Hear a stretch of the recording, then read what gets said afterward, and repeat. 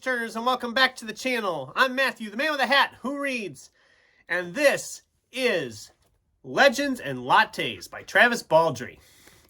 Before we get into anything, I gotta just say, I love the cover. It just feels so cozy and warm, and it's got a glare from the camera, but that's okay. You get the idea. So, everybody's been talking about this book, so let's dive in. What is it about? After a lifetime of bounties and bloodshed, Viv is hanging up her sword for the last time. The battle-weary orc aims to start fresh, opening the first ever coffee shop in the city of Thune. But rivals old and new stand in the way of success, not to mention the fact that no one has the faintest idea what coffee actually is. If Viv wants to put the blade behind her and make her plans a reality, she won't be able to go it alone. But the true rewards of the uncharted path of the travelers you meet along the way, and whether drawn together by ancient magic, a flaky pastry, or a freshly brewed cup, they may become partners, family, and something deeper than she could have ever dreamed. So, I don't even know where to start with this. I'll start with this. I am not a coffee person. I've never drank a cup of coffee in my life.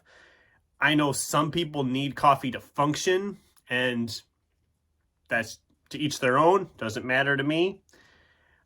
I just never needed it. I get up at 5:30, 6 o'clock every morning. I am usually alert enough that I can function, and I just go about my day. I just don't drink coffee. So I wasn't drawn to it for that.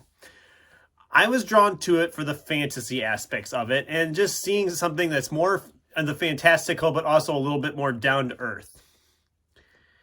And I adored this book so much. The characters, I cared about all the characters. The coffee shop setting was fun and relaxing. It made me really crave a cinnamon roll for a while. Not so much coffee because, like I said, I don't drink coffee, so I can't go to that extent. But it's a very comfortable, cozy read. I flew through it. It's not very long. It's not even 300 pages, really. And I think what really helped it for me was the fact that I was coming off of reading 3 books that all were disappointing to me, but I'm not going to get into that right now. I'll talk about that in the February wrap-up here next week or week after, whenever it'll be. But everything about this just worked for me. Everything was clicking. I was picking this one up instead of picking any of the other books up I was reading. I was just flying through it. Like I said, it's not very long. The print's not terribly tiny or anything. But yeah, I loved this. I know everybody's raving about it, and that's part of why I was a little leery about it, because I thought, oh God, everybody's praising this book. There's no way it's going to be as good as everybody says it is. It really is. I can vouch for that.